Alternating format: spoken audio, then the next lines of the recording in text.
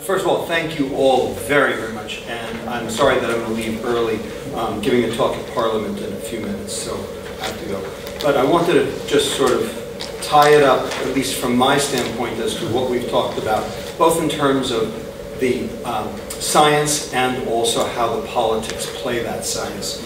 So this is the study I was mentioning before about de novo lipogenesis. You can see that when you use glucose, the de novo lipogenesis is minimal. When you use fructose, it's no change. But when you use fructose and glucose together, you get a triple increase.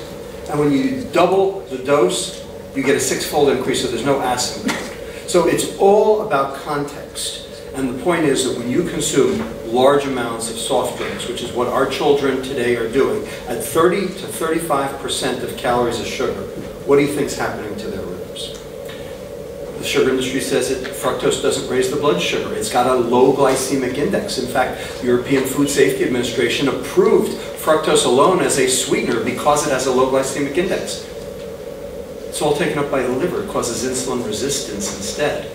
So that's a bigger problem. It has nothing to do with the glucose rise. It's not glucose, it's fructose. The serum fructose is way worse. A little fructose has been shown to improve insulin secretion, but that's like alcohol, it's dose dependent. A little is okay, a lot is not. A little is what we found in fruit. A lot is what we find in our current diet.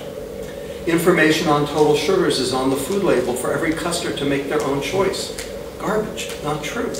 The Nutrition Labeling and Education Act of 1990 in America lists total sugars, not added sugars. The food industry had petitioned the FDA and said added sugars was a proprietary issue, that if we told our customers how much sugar we put in our various foodstuffs, our competitors could duplicate our recipes. This is proprietary information and you're not allowed to know it. And you know what the FDA said? Okay. And so did the EFSA. Hopefully that will change now with the new food label. And there are 56 names for sugar, and here they are. And they're all used. And since they're used, and since you have to list by mass, you can have a different form of sugar as number 5, number 6, number 7, number 8, number 9. When you add it up, it's number 1.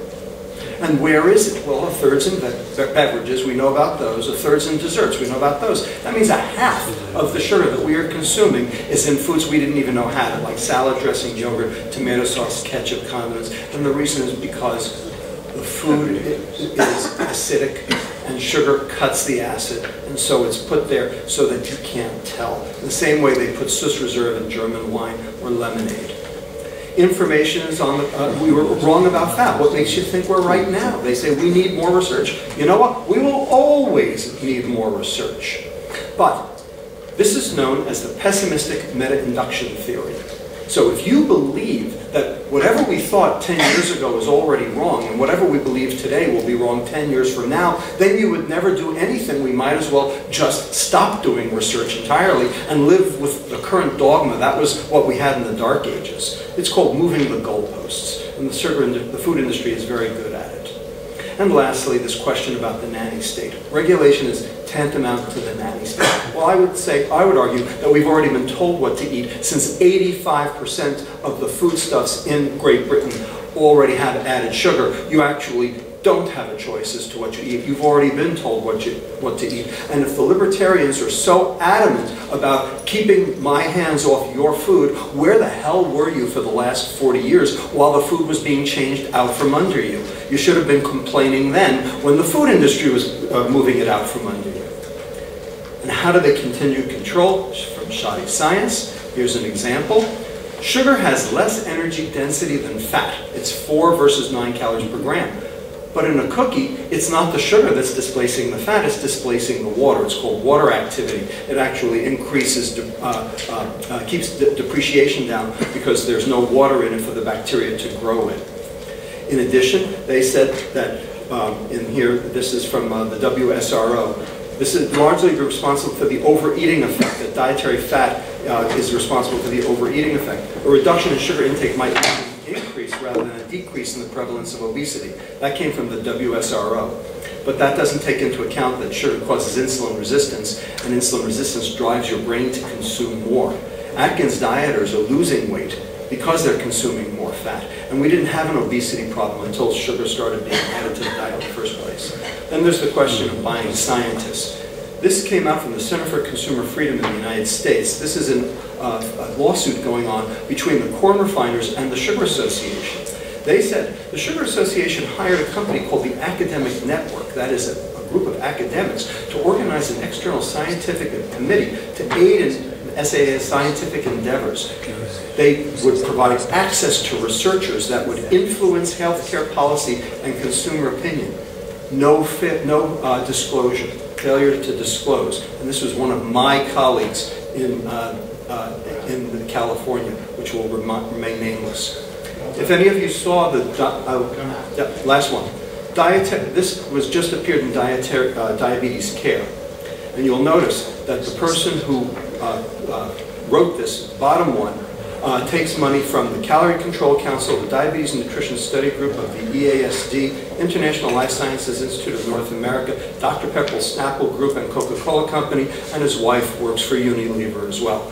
And furthermore, they ignore the 2 studies which show proximate cause. Let's just leave it at that. The bottom line is we have a bigger problem than just sugar. We have a big problem with our entire food supply. There's one answer to the entire food debacle.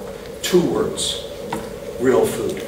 The food industry will sell anything as long as they sell, and they've told me so. What we have to do is we have to have now a food business model and a food regulatory environment where they can profit and we can get healthy. The food industry is allowed to make money, but they're not allowed to make money selling food that poisons people. Thank you.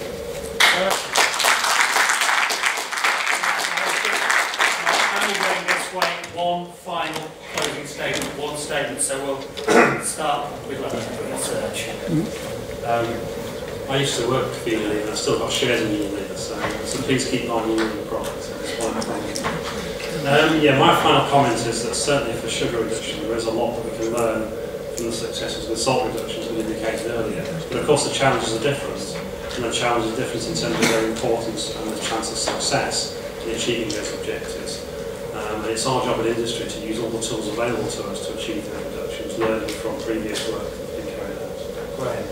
Well, I mean, in the end, the food industry must have got a self-interest. I mean, dead consumers killed by eating healthy food don't consume food. If they made more healthy food, we'd live longer and have more profits. We are asking, and we are going to get sugar down in the UK like we did for salt. We had the same arguments for salt, believe me, and it took a long time, but we're going to do the sugar much more quickly. If anyone in the food industry wants to come and help us, we've got a lot of support from the supermarkets. Please come and see me. If any individual wants to help us, please come and see me, or Catherine, who's not here now, but contact us. We'll be very pleased to have any support you'd like to give us. We will get sugar down, and we're going to be successful, so thank you. And several reminders today from the ground that we're all going to die.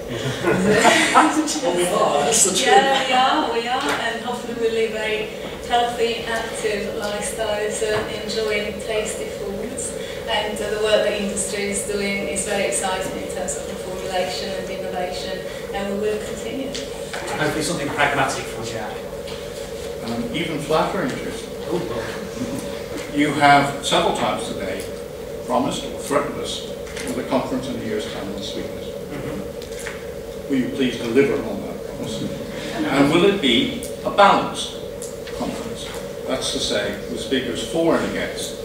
What I have asked this audience to do is to make up your mind on that issue, for or against. And the conference view will assist in that process. Well, I'm in the hands of Heidi, and presumably if it makes business sense to do it, then we will do it. I hope that it's something that you would support, and please feed back to Heidi if you would do.